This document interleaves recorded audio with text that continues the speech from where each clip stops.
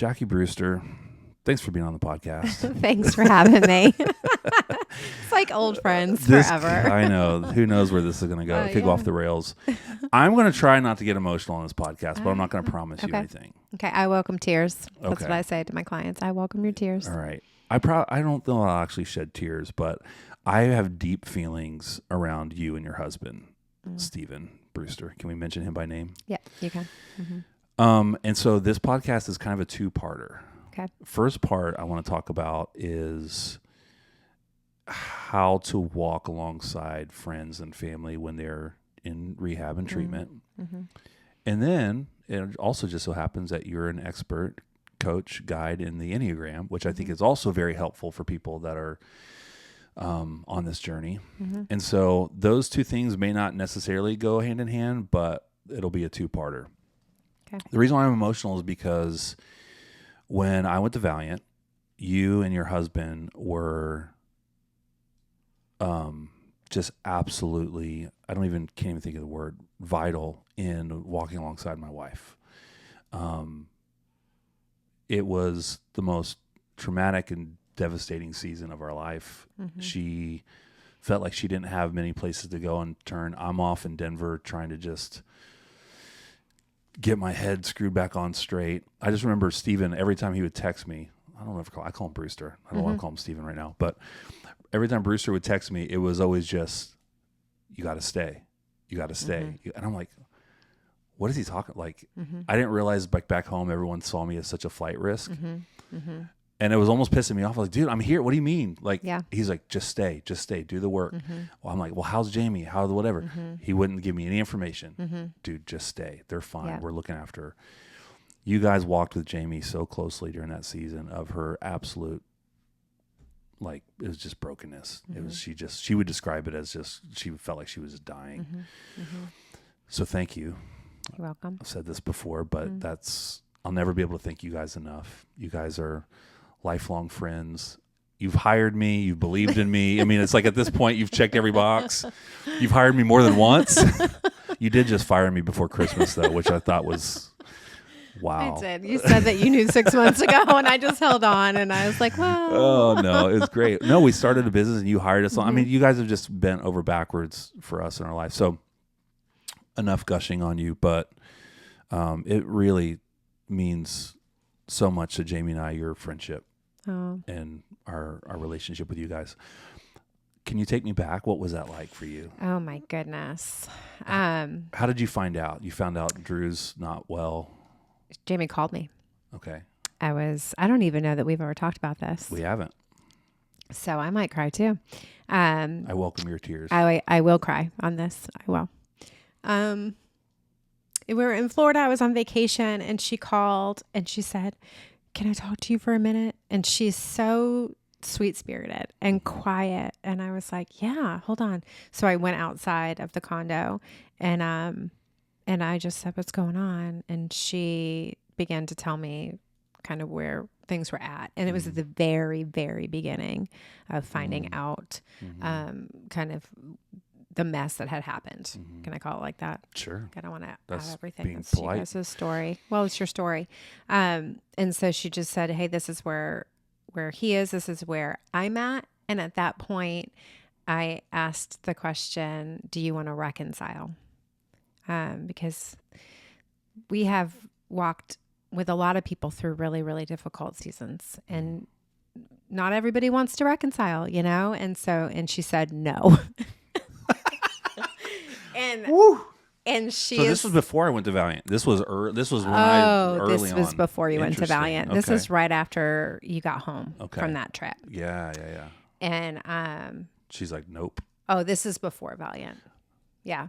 I said, "Do you want to reconcile?" She said, No, I don't. And just like just matter of she's fact. just very sweet, no, I don't. I said, "Okay, what do you need from me?" And that's a great question. And I think I just need a safe place to not be okay, basically, is what she needed, without judgment on either person. And so I think that for the most part, I'm not going to say that I'm 100% great at this, because I'm not. At what? At being like neutral judgment-free, holding space for everybody. I can't say across the board, yes, with all your mess, because there's different situations and circumstances in our life that we've encountered with people that don't own their stuff and are not remorseful or appear to be remorseful, but unrepentant. And in that space, it's hard for me to hold space in the way that I was able to for you guys. So I just don't want to be like, oh, I'm great at that. I'm not always great at that. Yeah. But with you guys in that space, I know you and I know your children and I know your family. Like the fight for you guys was like I went to war for you guys. That's how I felt spiritually. Our family. Like, I wanted you guys to reconcile, and if she chose not to, she had every right to choose not to, but that wasn't her. Thank God in the end for your children and for you guys, it wasn't your choice. And I think Stephen's or Brewster's, just stay piece of it was like, it's worth the work, do the work. Like you're the mess, not them. You're the problem, not them. And he would, from his own crap would be able to say like, do the work. Because if you do the work, it's worth it. Yeah. And so. Well, it's interesting because in that season, our daughters were actually going to be roommates in Florida together. Like we had this trip planned together. Yes. We were all going to go down there and move our daughters in for their freshman year. And yeah, that didn't happen how we thought. But you guys were there. I mean, how amazing is that you guys were there with Jamie in that time. She didn't have to do it by herself. I'm sure that was still awful for her, but at least she had you guys there to do that. And much later, I saw the pictures of you guys setting up the room and just trying to keep things as normal as possible. And and in that, we carpooled down. So we drove Ash and she drove Grace. So we carpooled down and we're sensitive to the situation. You weren't there. That's a big deal for your daughter too. And then stayed at a hotel, all the things, and your wife flew back with us. So I did feel like for what I don't know why, right? I don't know why that God aligned it the way that he did or all the provision was there, but it was. Yeah. And I'm thankful to be a part of the story. You guys were a major part of the story. And it's looking back on it now, I feel like I've got a million of those little moments of grace where God was just like, all right, I got you there.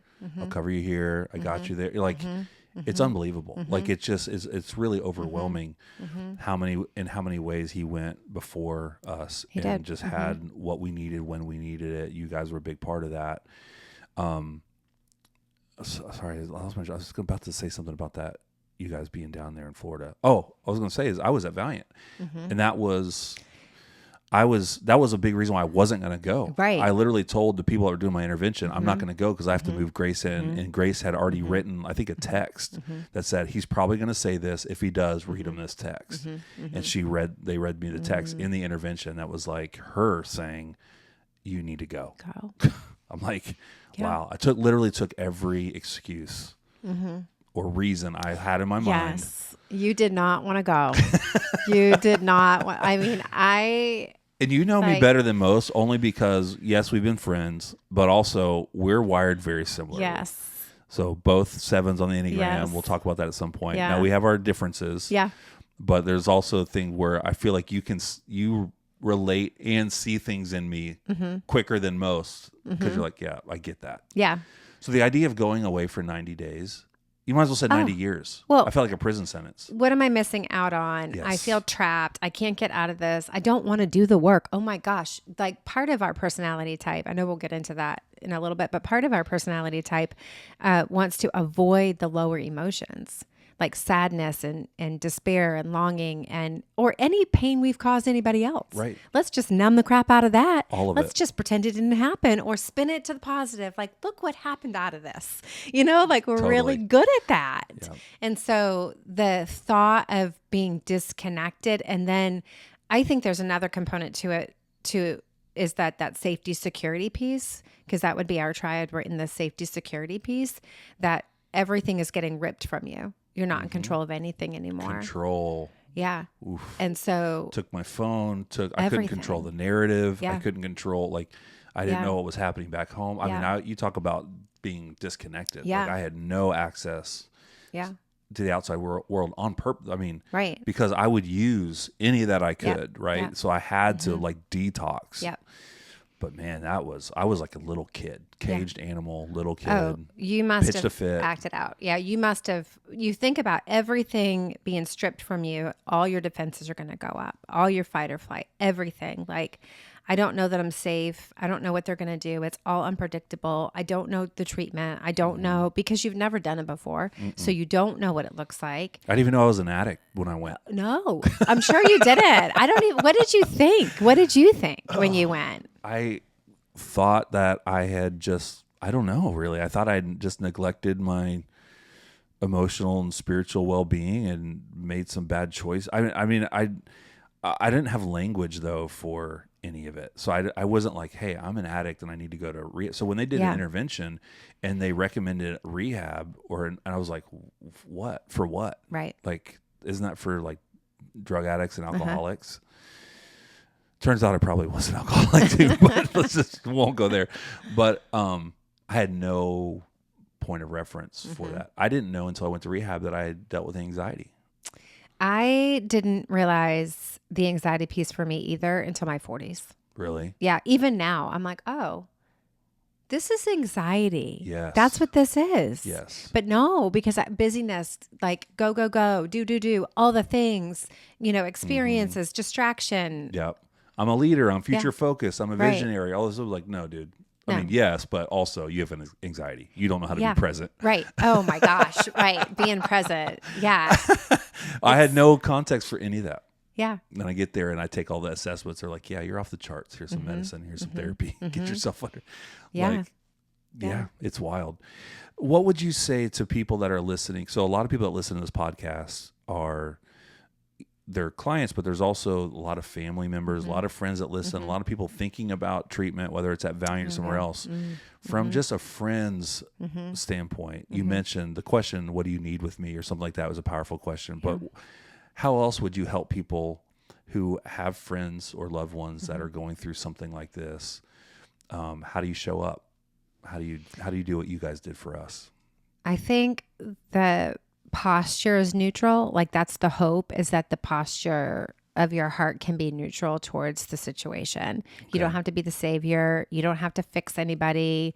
You don't have to rescue anybody. That's not what we need to do as friends, or even as spouses and loved ones. Like that's not children. Like we don't have to be the savior, the rescuer, the fixer. What people need is they need to be heard, seen, and understood. And so whether you're on the support side of the family that just has a loved one that went into treatment, or you're the person in treatment and when you come out, what do you need? Or what do you need to get there, right?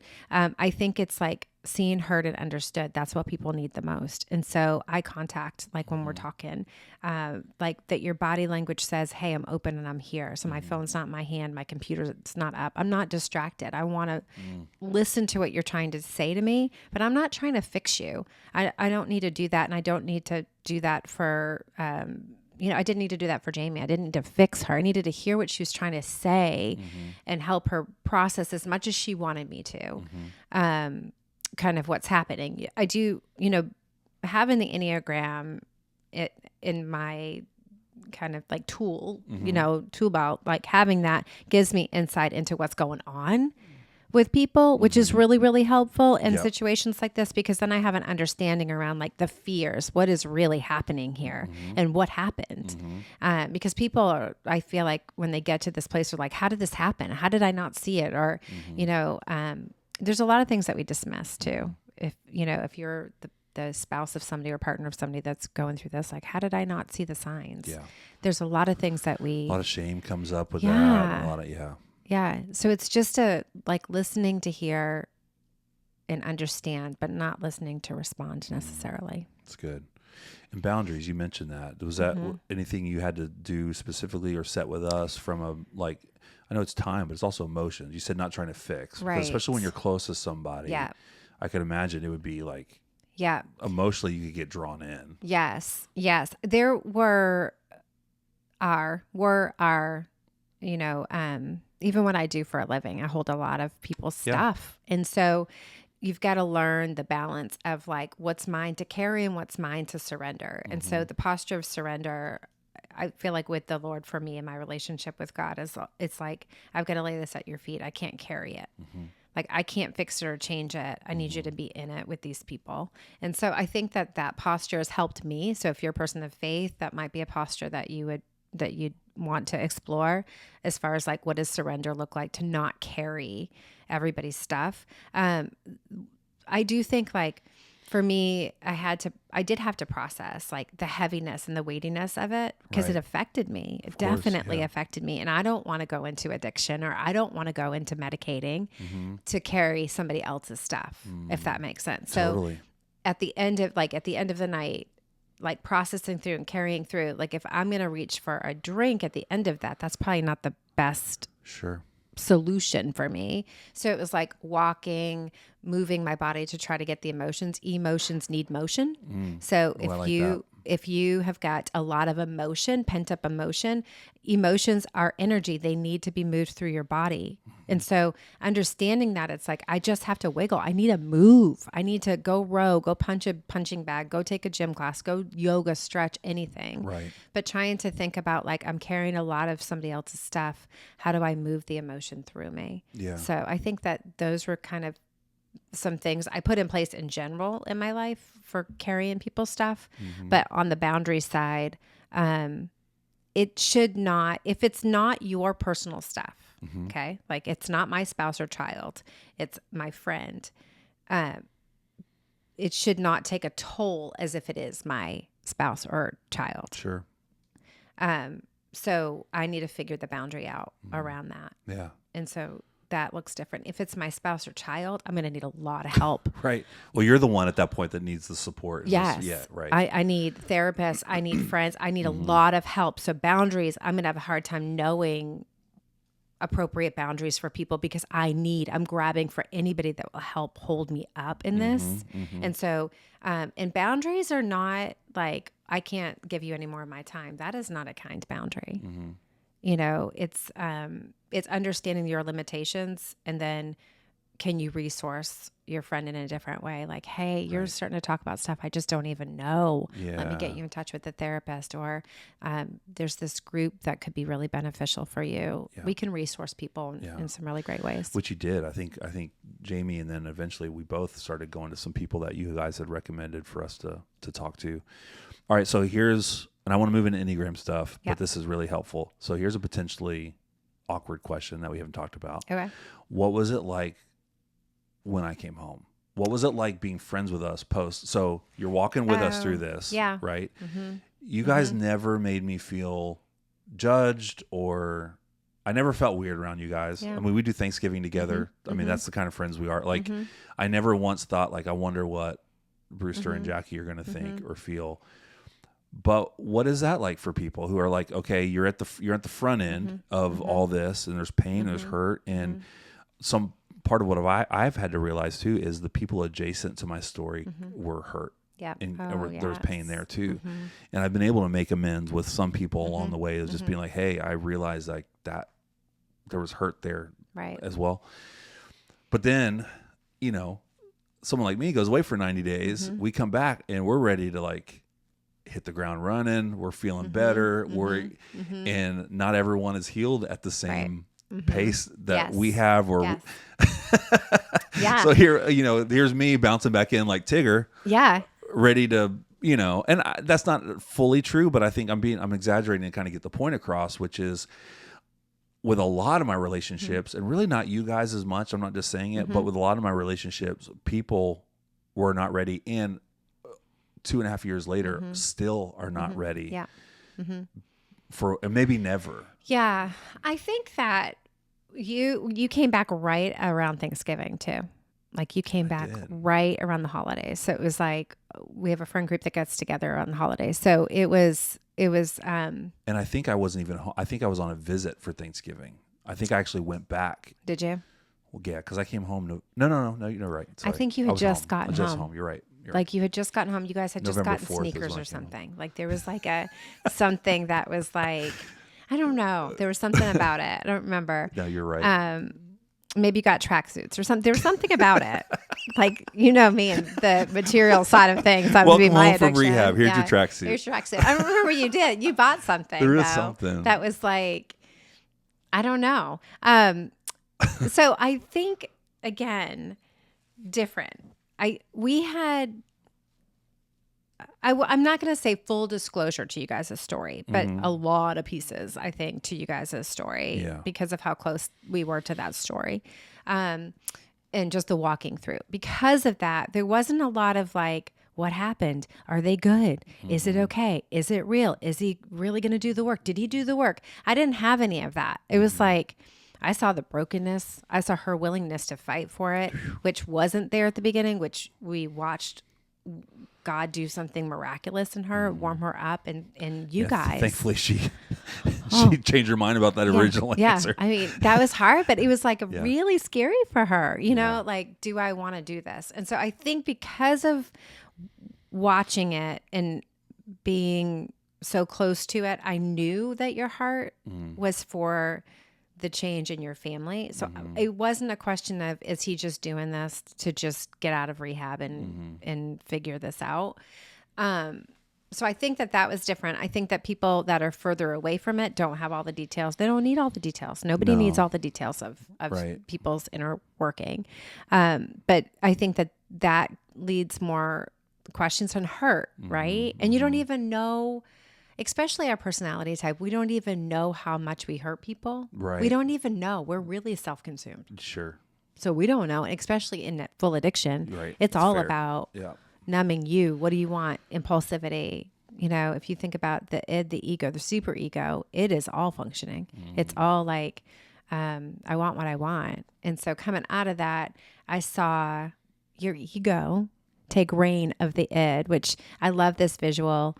We're talking about the id, the ego, and the super ego parts of our personality type. The id is that like part of you that's reckless, wants what it wants, you know, abandon all whatever, just whatever. The ego is the one that is the part of our personality that is the most what we experience with people is the ego side of people, which is this like, I know you want what you want, but what is right and good? What should I do? And then you've got the super ego, which is like, you better not, really demanding, really critical, really loud. Okay. Our personality, if you see it as a 7, we sit between, right? And we probably lean way more id, like fun, adventure, crazy, all the things.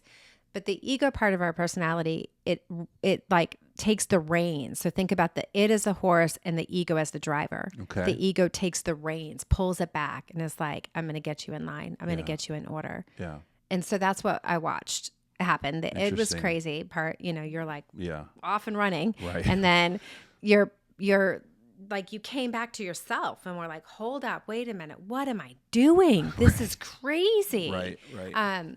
And not everybody has that experience. Some people have pieces like they go to rehab and, you know, they get a little bit, they get out, and then all the stresses come back.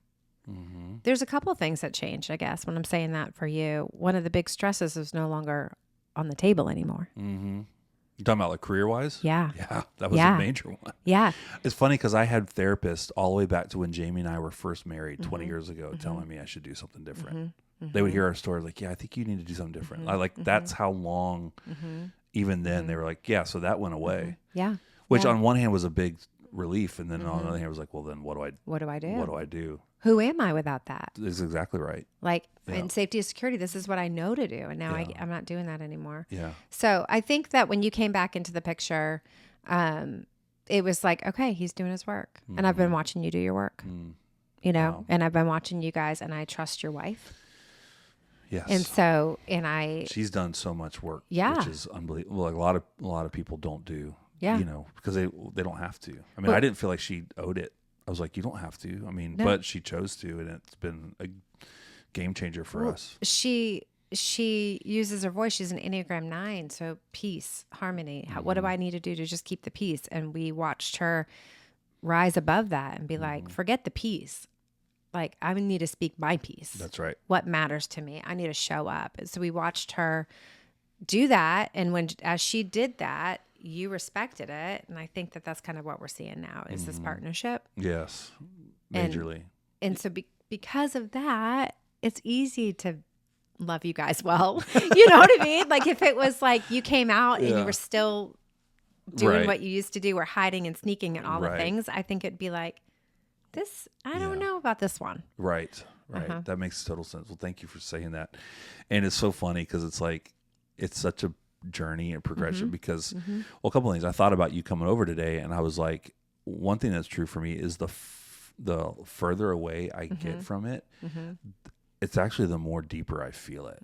Like the more deeper I have, like almost like a more sober mind around the hurt and the trauma and the pain. It's like, it's still, I'm still like grasping, and also the gratitude. Like I feel all of it more today than I did early on, because I just feel like I still was not fully understanding or seeing the picture. And the more I see it, the more I'm like, wow, I feel some kind of way about it. And it's why we have to stay and continue to do our work, because my default mode is still very strong to do the things, or not, especially like you in relationship, to not include Jamie or partner with her, to listen to her, or something I did this week. What was it that she was just like, you're an idiot. Why would you do that? We laughed about it. Oh, I applied to be an adjunct professor at Belmont. Oh. And she was like, are you kidding me? Like, so I need help funny. with the dishes. And what are you talking? We don't have time. You don't have time to teach a class. Yeah. I'm like, I know. I just applied because I thought it would be fun. And she just shook her head. She's like, there's no way you're doing that. No. I'm like, I know, but I just needed to apply. Impulsivity. She's like, you dummy. Oh my gosh. But now we're at a point where it's like, we have these conversations and we make decisions together. And, you know, so I feel like this is so great. It's really healing for me to hear too, by the way. So thank you for sharing it. And is there anything else on this, like holding space for friends portion, that you'd want to share?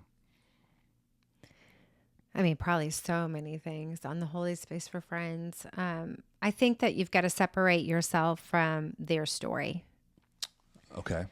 And so and I think like that's not project into their, or like take it on, or just like be offended for all the things. It's not your story, it's their story. And I think you need to be careful who you tell their story to as well. That's good. And so that safety goes out the window quick. Yeah. If it's like, hey, this is getting around somehow, and you guys never were that for us. You guys always held it so close. And it's like, because it can be very like reactive. So because somebody else is going through something, it can feel like you're going through it, and then it can like spin you out, and it can cause conflict in your own life or in your own relationship. Like you got to be really grounded to know, like, this is their story. And I want to support them and be with them in their story, but this is not my story or our story. And so I think that is a big part of it. I can watch other people, there's a person in my space right now, and their son is in active addiction, and it's just a cycle. He's in his 40s, and it's just the mom can't say no. Yeah. So this other person is like, but why can't she? And I'm like, I don't know, but it's not your story. It's not your story. Yeah. That's good. Well, and one last thing I thought of when you were talking about that was really helpful for me was just as we were doing the work, and as you could kind of tell that this was something we wanted to do long-term, continue to invest in ourselves and relationship. I think just the encouragement and like the belief in us again, like I will say, like even for me, when I left what I was doing before, I left with a lot of shame, and the word that was used that resonated with me so much that I had to like really wrestle with was disqualified. And which I've done a lot of work around that word specifically. And I actually have a good like compartment for it, because it's just like in a race you can get disqualified, but does not mean you can't run again. Right. But one thing you guys did for us as friends is not only never made us feel that way, but also like encouraged us and championed us with other people. Like when we started doing our work and started business together, you and Brewster were recommending and referring, and not only did you hire us, but a couple other people hired us based on like, and that meant so much to me of like, hey, they believe in us. Like they see something in us. Like we're not done. We're not disqualified. It's not over. And I think that did more for me than what, from the standpoint of like, hey, I was carrying so much shame. But for people to be like, no, you have value to the point where we will put our name on the line to recommend you. And I think for anybody walking through it, having those type of friends, it's absolutely how you build back. Like, I don't know how I would build back without that. You know what I'm saying? Yeah. Well, I think there's a redemptive piece to it. Like, can we disqualify ourselves? Yes, we can. But like you said, you can run again, and maybe you would choose a different race to run because maybe that wasn't, maybe that was too long of a run or too long of a race, whatever it is. But I think that as a Christian, that's what I'd say, like as a person of faith, that if I believe that I'm going to be forgiven, then I have to forgive. And if I want a second chance, then I've got to give a second chance. Whatever we can't give to ourselves, we can't give to anybody else. Right. So if we cannot give ourselves grace, we're going to have a really hard time giving anybody else grace. And there's a long time ago, I was running the bridge in Daytona Beach, Florida, Hello. where we're from, right? Both of us Hometown. are from there. Yeah. So I was running the bridge, and Please tell me you were actually running in Ormond, though, and not was it in actual Daytona? I think it was actually Port Orange. Okay, Dunlawton Bridge. Yeah, I think it was Dunlawton. Oof. It was Dunlawton because I remember running that bridge, and I remember like just feeling like the Lord was sharing something with my heart around about my daughter, which we were told we weren't going to have children, and so I've got all these children. So it's not a true story, but here we are. Right. And I really didn't think we were going to could have any more at this point or anything. So, but I felt like the Lord had impressed upon me, I'm going to give you a daughter. You're going to name her Hannah, and I'm going to teach you about grace. Wow. And I got pregnant shortly after that with twins that are named Hannah Grace and Hope Jenna. And I went through a season, in our, family that I learned what grace was, which was forgiving when they didn't deserve it, I think from that point forward, it's like, oh, this is different. Like, this is grace. This is what it looks like to love people. Even when they don't deserve it, right? This is it. So because I think that personal experience in that encounter that I had, I think that's partly where it comes from. So good. I mean, it shapes how we see the world for sure. I mean, I definitely don't feel like I hold any moral high ground over it. I mean, it's like, man, what choice do I have but to offer what's been offered to me? I mean, it's just like, I think that's the point. Okay. That was awesome. You good? Yeah. So Enneagram. Yeah. Part 2. Yes. Enneagram. It's all kind of related and connected, right? But this tool has been really helpful for me. Working with you, Jamie and I working with you has been really helpful because we get to hear a lot of this stuff, and we've been learning a lot. But even like before Valiant, this was a tool that I used because it was the first one that really helped me understand some deeper stuff, some of the motivations and all that kind of stuff. And then getting to know you, and now you teach it and you coach and all that kind of stuff, and we'll give all the information to that on it because as many people that can work with you as possible would be great. But you're probably like, stop, my calendar is full. Can you just unpack?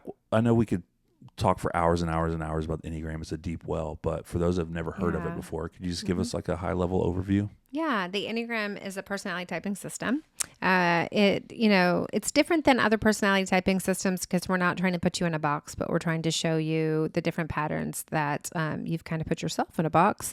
But it also gives growth path. So it gives us insight into, hey, you don't have to stay like this. Where some of the other tests, all of the other tests, Myers-Briggs and things like that, it's like, well, this is who you are. So then go function in that way. Where the Enneagram, the deeper work of this tool is like the self-awareness of looking at it like, I am functioning like this, but why? Why am I doing it? Getting to the root of why, that's where the power comes in. It empowers you. There's no power with this tool. Let me just say that.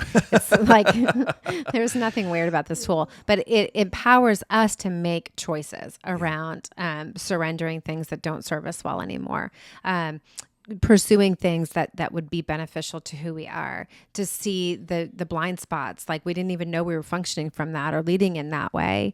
Even on the drive over here, my kids are all home. So I have 4, 2 of them are adults and then 2 are 16. And so they're all very reactive. And I'm like, and I love being at your house, by the way, because it is so fun and crazy and wild. And Steven is hilarious. It's great very family. reactive. It's a very reactive family. Big emotions all over the place. Except for Isaiah. He's just like, I'm going to go to my room. Oh my gosh. She doesn't even come out. He he walks out, stands at the rail and looks down at all of us and is like, that is crazy. And I'm going back in my room.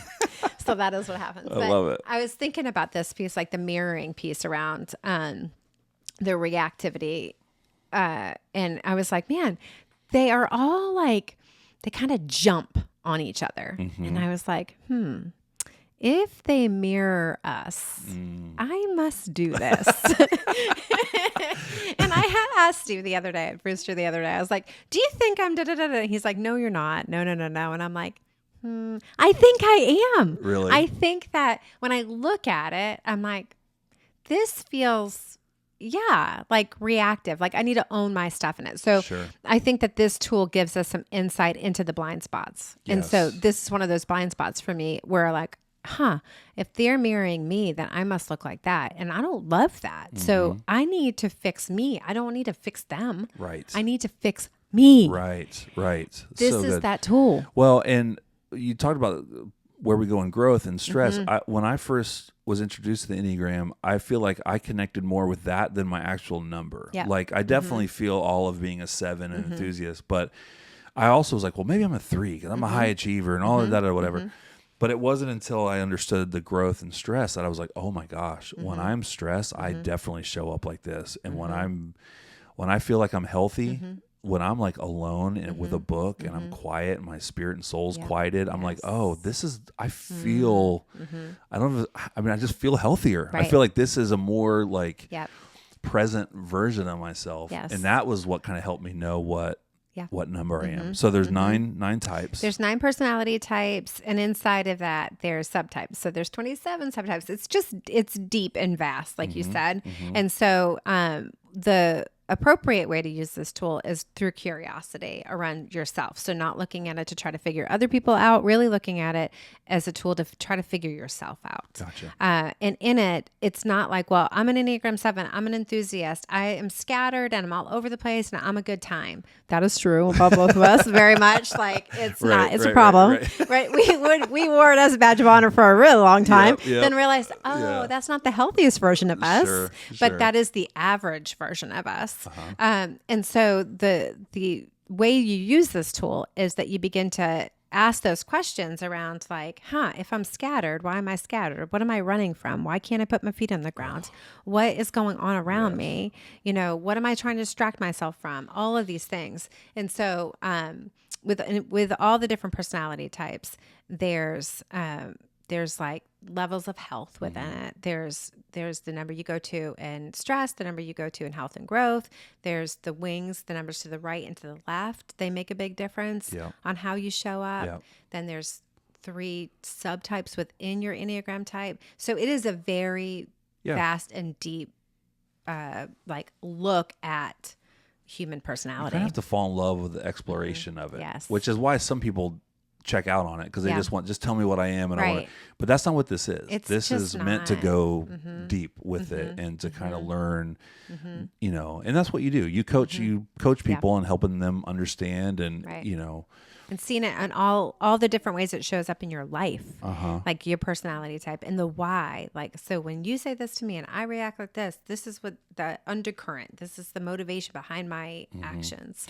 So because there's so much we could talk about. I want to apply it specifically to recovery. How does understanding your Enneagram type, and we'll give some specific call to action, people listening to how to like know and understand, like what are some resources if like, I want to know what the type is, but once you know it, how can this help someone in the addiction recovery process? I think when you're looking at the addiction side of it, which all personality types have a bend towards addiction, us as human beings have a bend towards addiction. And I don't know your thoughts on this. Like I've heard this said, and I feel like it lines up for a lot of different scientific reasons, but like addiction oftentimes is a substitute for connection. Yeah. They say that at Valiant all the time. Like that's a line that a lot of the therapists use, is that the opposite of addiction is not sobriety, but it's connection. It's connection. Yeah. So the way that your brain lights up when you're in love is the same way your brain lights up in addiction. Fascinating. Fascinating, right? Yes. So if I'm using this tool in this way, like working with somebody that is going through recovery, then I want to look at their personality type and I want to look at stressors. What gets you down to that place? Like, but it's like it's a slow climb up and a fast slide down. Okay. Like, well said. You know what I mean? So, Yes. what we typically see that kind of wrecks us as humans is fear. When fear appears, we're going to see coping strategies come on board. Yes. And as the lack of awareness around what we're afraid of, or worry, fear, worry, anxiety, anything, and your inability to recognize that that's what's the root of what's happening, then it kind of gets covered up by your coping, and then it gets bigger and spirals and goes down and down and down and down and down until you don't even know. Like Right. I don't even know what the first part of that fear was necessarily. Sure. You know, the Enneagram does give us language, especially, you can read some books about it. The Wisdom of the Enneagram is a great resource for this. It gives you the 9 levels of health, but in that average range, you start to see fear appear. Okay. So all the different types have different, the Enneagram 1, the perfectionist, moral perfectionist, the fear starts to come in around like, I don't know if they're going to see me as good and right. So then I have to get more rigid with myself and all the things that starts to come in. The 2, I don't know that I'm going to be loved and wanted unless I give you and do all these things. The 3, for them, it's the achiever. So if I'm not seen as successful, then who am I? So I better strive and drive and do all the things. And then the Enneagram 4, the individualist, they are the ones that are like, I want to be seen for who I am. Like I want to be accepted as I am. And when they don't feel like that, then they're like, oh my gosh, a spiral around like, I don't know that I belong. I don't know where I belong. I don't know. We see anxiety through the roof. The Enneagram 5, they kind of close off. The investigative thinker, when fear appears for them, it's like, I'm going to be asked to do more than I'm willing to. I don't want people invading my space, my time, all of the things. So we'll see them kind of close off. The Enneagram 6, the loyalist, when fear appears for them, worry, like true anxiety, Right. scared. Oh no. We see them procrastinate. We see them get like emotional outbursts. We'll see emotional flooding is probably a good way to say that, but we'll see a big reaction from them. And it can be quiet or can be loud with them, either way, but internally there's a big reaction happening with them. The Enneagram 7, the enthusiast, when fear appears for them, busy, scattered, whatever, like fun, like let me find fun. And numb out, check out. Like, let's go do this. Let's buy tickets to this. Let's go jet skiing. Whatever that is. Why do you have to get personal? There's a story behind that for another time, but yes. So funny. And then, the Enneagram 8, which is the protective challenger, when we see fear come in for them, they're going to get more controlling, demanding. They're going to hold the reins tighter. They're going to not let people in. They're going to be more suspicious. And then for the Enneagram 9, which is the peaceful mediator, when we see fear and worry come in for them, where it's more numb out, check out. It's like, let me get quiet. Let me move away from this. I don't like the chaos. I don't like this is the way this is making me feel. So we see how the fear comes in. And as for each one of those personality types, it gets louder and louder and louder. We're going to see where the medicators come on board. Yes. Okay. So what are the medicator? What is the thing that you're drawn to? Yes. All of us have medicators. Well, I'm glad you said that because for me, I love to normalize in our culture this idea of addiction and maybe even change the word to whatever, unhealthy copes or whatever, because I just feel like, and I know there's a spectrum of it, right? But it's like we all have that thing that we're going to turn to cope with. And this is what I say about Valiant. Like when I went there, I used to say, Valiant saved my life. Well, that's not actually true. They gave me the tools. Right. And that was the whole thing. It's like, okay, now we meet alumni. We meet every Tuesday night. You've been a part of that meeting before. What I love about it is that these guys will get on and share, like life is not all up and to the right. Like they have a real, like in a lot of ways, their life is harder now than it's ever been. They just don't have to turn to those unhealthy copes anymore. Right. They have tools that they can turn to. You Yeah. said earlier, moving your body, or there's just other things we can do that's better for us, more restorative behaviors. And but now we know. That's the key. If you can name it, you can tame it. I think that that's the key, is that once you can see it, then you're doing it. Right? But like the drinking part of it, it was like, I'm having a margarita, I'm having another margarita. And you're not necessarily recognizing, oh, I'm coping right now. Like I'm numbing right now. Like I feel a little socially awkward right now. This makes it easier. You're not necessarily, then you realize, oh, okay, tequila is my medicator. So before I say yes to a margarita, am I medicating something? You check in with yourself. You check in. And for some people, or a lot of people probably in the addiction space, like there's just no's. We cannot. Tequila leads to this. No, it's a never again. Or all alcohol is never again, or all drugs, or all, social media, or all whatever it is, right? Spending. There's so many different ways, so many different addictions. But I do think the medicator piece, like what are my medicators? What do I use to cope? How do they call to me? When do they call to me? And why do they call me?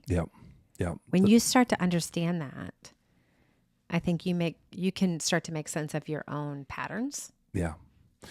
Talk about this in regards to relationships, because I think for Jamie and I, understanding one another and the types and the fears and the motivators, that has been a really, really important in our relationship. And her seeing, okay, here's what state he's in right now, or I don't even know how to say it right, but speak to that a little bit, especially post rehab. People come out of rehab and they're learning to rebuild, and not just in marriage relationships, but just all relationships. They're a lot of ways hit the reset button on their relationships. How can the Enneagram help with that? The Enneagram offers empathy and compassion. So it offers us an opportunity to see somebody else's emotional state without reacting to it, or without trying to change it or make it more comfortable for us. So we're just able to see another person as they are, okay? Detached from us. So that empathy piece. And then the compassion piece, the care and action. That's how I like to think about compassion. So I'm going to be compassionate. I'm going to care and action. What is appropriate in this? What do I need to do? So the warning signs, in relationship. So I'm married to an Enneagram 3, a driven achiever. He's a workaholic. And like I think I'm just used to his workaholism. He's another level. I worked for him for a while, and I tried to pace with him, and that was a bad idea. No, and I can't pace with him. I don't even try to pace with him. It's unbelievable. And that's his own stuff, right? So like I am his wife. I see it. I can tell when we're getting into dangerous territory. And so today I can say to him things around rest, or offer him some space to rest and different things like that doesn't feel it like I'm attacking him today. Accusation. Or whatever. So I don't say like, you're just a workaholic and that's all you do. All you care about is working. I understand today what used to be a threat to me was all you cared about is work, and you didn't care about me. Okay. That's how you filtered it before. Yes. Yes. It was like everything takes precedent over our family. You want everybody to love you more than you want us to love you. Okay. So today I know from his childhood story, through the Enneagram awareness pieces of work that I do, through his coping and his own stuff. I'm sure he loves that we're talking about him on this podcast. Let's really break this down. God. He's never going to listen to this. Let's be honest. He doesn't even listen to my podcast. We're safe. But what I think the helpful pieces of this is like, I understand he doesn't love those things more, but that's where he's gotten validation. Yeah. And so I'm not in competition with those, but I can love him and offer love in a different way. And we've done a ton of work. And so there's ways that we can talk about this. When you're using this tool, it offers you insight into what's really going on below the situation. So if you're in a relationship, say you're an Enneagram 2, you want to be loved and wanted, and you're in a relationship with an Enneagram 5, and they're harder to reach emotionally. It's really easy for you to be like, all you care about is all the, things that you're interested in, or you're emotionally inept or whatever. It's really easy for you to say that. But then you start to understand this tool. You're like, no, that's not true. That's how you learn to keep yourself safe, is shutting off those emotions. Okay. So I'm not in a fight with that person. This is just protection, layers of protection. So you begin to understand it. Right. And you can move into it in more of an empathetic way. Right. This is just how they're surviving. They've learned to survive the world. Yeah. Yeah. So it's less personal that way, it sounds like. The way you're describing it, I'm like, well, I don't have to take everything so personally. Right. Yeah. And you're not like, I think so often we battle each other when what's actually happening is our cycle. Like the way that we've learned to survive inside of relationships. I do a ton of work with attachment theory, which we're not going to get into, but that is more powerful than anything probably is understanding your attachment. How you learn to attach in early childhood is how you try to attach in your adult relationships. That is a game changer when it comes to relationships and connection and just human beings in general. We all want to be loved and wanted. We all want to be seen and understood. We all do. Well, and then also kind of like you said earlier, if we can understand that in ourselves and then kind of give the gift of understanding that other people, because I think one of the things, and I'm not great at it yet, but one of the things we've been trying to do, Jamie and I, is for me to actually try to go a layer deeper and to say, hey, actually, what is happening in me right now is this. Yes. I'm feeling that, which is that I never talked about that before. Like I went to Valiant and started doing some of his work where it's like, hey, I'm actually feeling a lot of fear right now. So I know it's showing up like this, but can I just let you in on where I'm at? And then for her to be able to meet me in that, and then vice versa, for her to be able to like, and I think it was Simon Sinek that said in his organization that they have this rule that anything that's above a 5, like in emotion, like that's about something else. Oh yeah. If there is a big reaction, like there's a reason. So if it's hysterical, it's historical. Okay. I like that. I can remember that. So if it's hysterical, it's historical. And how I word this in my practice is if there's a reaction, there is a reason and there is a root. If there's a reaction, there's a reason and there is a root. And the root is oftentimes not you. And so it's like, oh, that is a big reaction. Oh, this might not have anything to do with me. That is probably, or it could, but maybe it's not current. Okay. So it could have something to do with you, but it might not be a current situation, but it's a past thing that's trumping. Well, so take the situation I was joking about earlier with me applying to be this adjunct professor. Yes, yeah. The Jamie didn't even really have much of a reaction because she just knows he's an idiot. We're not doing that. But I think the thought for her is less about, can you do that? Because I would have filtered that. You don't believe in me? You don't think I could be a good professor? You don't, whatever. It's not that. It is, I've got a lot on my plate and I need your partnership and your help. And now you're taking on something else that's going to take you away from there's all these narratives, which I understand now that she's coming from that. But in the past, I may not see or understand any of that. It would just be, why are you always killing my dreams? Oh, gosh. Yes. Which as a 7, you've got a lot of them. So somebody should kill some of them, please. Oh my gosh. I'll quote you from time to time because Jackie said I need to have at least one or two other buckets. Yes. And Jamie's like, you got 10 buckets. Yes. She said 1 or 2 other buckets. Right. It's like 3. 3 is good, but 7 is a lot. Okay. 7 is a lot. Yeah. But it's helpful to kind of understand both in her response, like, hey, she's not trying to kill my dream. Right. She's actually honestly concerned for me and our family and everything else. So in emotionally focused therapy, EFT, there's an acronym ARE, and it's like, are you there? So accessibility, responsiveness, and engagement. So when we're talking about relationships, where we can see things fall apart relationally, whether we're in healthy relationships that are not dealing with any junk, which I don't really know any of those. So, because we're humans, we're all, I don't know any of those, but in a relationship. So are you accessible? Can I can I get to you? When I'm trying to reach to you, can I get to you? Mm-hmm. And if you're thinking about somebody that it's an addiction, right? When I reach as a partner, when I reach for my person that's in addiction, can I get to them? No. Mm-hmm. They're checked out. Something else is kind of taking the space. Right.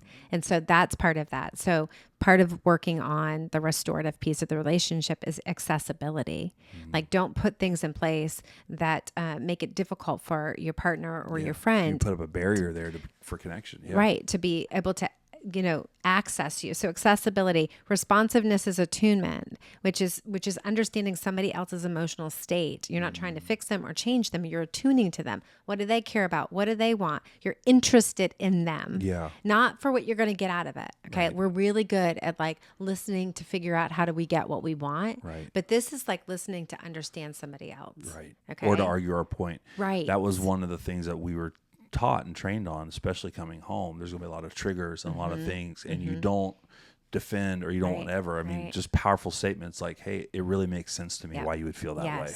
Like that. Yes. Stuff like that where it's just like, okay, I can have my big feelings right now and you don't have to respond or defend or whatever, but you can just attune and affirm like, hey, it makes sense that you would feel these feelings right now. Yes, you know? It is. It's that, oh gosh, that is such a big part of that attunement. So accessibility and responsiveness. If those things are happening, then you're like in relationship with somebody. This is good. We're starting to feel good. And then we can engage, we can dance. And I oftentimes think of like, I think of like ice skating, like a figure eight. I just think we're skating together. We're like accessible to each other. We're attuned to each other. We care about each other, not for what we can gain, but for each other. And then we can engage in life back and forth, give and take. And it's beautiful. But what we'll find in relationships is when there's, we get off track in one of those two areas, we don't even get to engagement. Right. And so when we're thinking about the Enneagram, it gives us insight into our partner, far deeper than we'd get on our own. Just even if you just start to read about your person, I think it's like, oh, that's why they do this. Okay. Don't take personal what's not personal. That's Trish Davis. But I think that that's helpful, understanding that accessibility piece. Like if I can get to you, then I'm not going to be scared. If I can't get to you, I'm freaking out. Right. Like you're going to see a big reaction from me. If Steve can't get to me, he probably just gets quiet. I don't know. He does not freak out. Like I'm the freaker outer in our relationship. Yeah. But you'll see like, so yeah. Or fear. I mean, I would say when Jamie feels like I'm not accessible, fear will come up big time. Like, hey, are you okay? What's going on? Like all those things. And, with addiction, I think that is the biggest trigger. Yeah. If I don't feel like I can get to you, then every bit of the past trauma is going to come back. Yep. Like, here we go again. Yep. Oh my gosh, here we go again. And it might not even be that. So I use like weird things like with emojis, like a thumbs up, or just if you can't respond, is there a way that you can respond in a quick way that says like, I see you, we're good? Because that's going to help with fear. It won't eliminate necessarily, but it is going to quiet it a little bit. And even just auditing through that. I mean, my friend Jake Smith, he's given me some lines too, where like to be able to say, hey, this conversation is really important to me and I want to come back to it, but I need X, I need some space, or I need to go on a walk, or I need whatever. But it's just being able to acknowledge like, hey, it's important. I'm not leaving. Like this is, we're going to return to it. So there's not this open-ended, I don't want to talk about it, but I just right now is not a good, but I think all these tools you're talking about, the Enneagram, that ARE acronym, they're just great tools to audit, to be like, not use it on your partner, but use it on yourself. Like, am I accessible right now? Like, am I checking these boxes? Oh no, I'm actually pretty checked out right now, or my mind is in other places, and I need to even communicate that back. People say, hey, in the case you notice that I'm kind of checked out today, it's just my mind. I'm just stressed. I'm thinking about this, and I can tell specifically with Jamie, it diffuses. She's like, oh, okay, this isn't about me. This isn't about whatever. It makes sense, and then she can meet with empathy. But it all goes back to, if we don't know ourselves, we don't have self-awareness, and we don't have language for what we're in or what we're going through, which I'm seeing a growing trend, but man, it scares me how many, well, let me just make it personal, how long I went through life without being able to name things. Oh, right. So no wonder I'm causing damage everywhere, because I'm like, I don't know how to name what's going on inside me, you know? Well, you're just trying to cope, like literally cope, like slowing down to name it. I mean, for a lot of reasons, we just don't do that. No. You know, as a society, it's like go and do and be and show all the world how pretty and beautiful and great and talented and right. And it's like, how can we just be? Right. Like, shut it all off. Just be. Light a candle and just be. Like, I don't even know, but oh my gosh, my soul longs for that quiet, which the younger version of me would have been scared of that quiet. Where today I'm like, oh my God. You long for it. I long for that. Yeah, I do too. And that's growth. I think all of us have a different track towards growth. But being still, being present, like those are going to be indicators that you're growing, is that you can be still and you can be present. What are some next steps for someone who wants to do more of this kind of work? You offer coaching. I do. And I would encourage people to go to Enneagram with JB, at Enneagram with JB on Instagram. You share daily tips and stuff around the Enneagram, which is really helpful on your website. And you've got books and products, all that kind of stuff. But if someone's wanting to take that next step and like, hey, this is new for me, or I want to go a little deeper in that, what would you encourage them to do?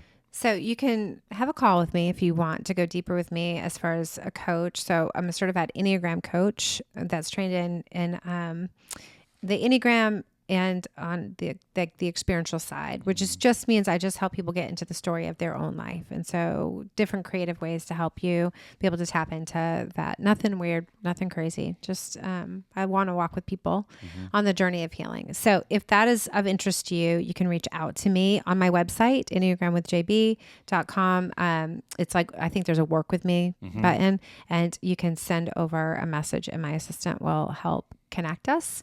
I work with individuals, I work with couples, and I work with groups. And so I'd love to walk alongside anybody that's on a growth journey. Yeah. Well, thanks for sharing this and your story. And this has been really, really great. I want to go into that another part and bring you back on to do the other stuff. What was that not the attunement, but the attachment. The attachment. Ooh. That might have to be another one. Yeah. But Jackie, thank you so much for doing this. Thanks for having me.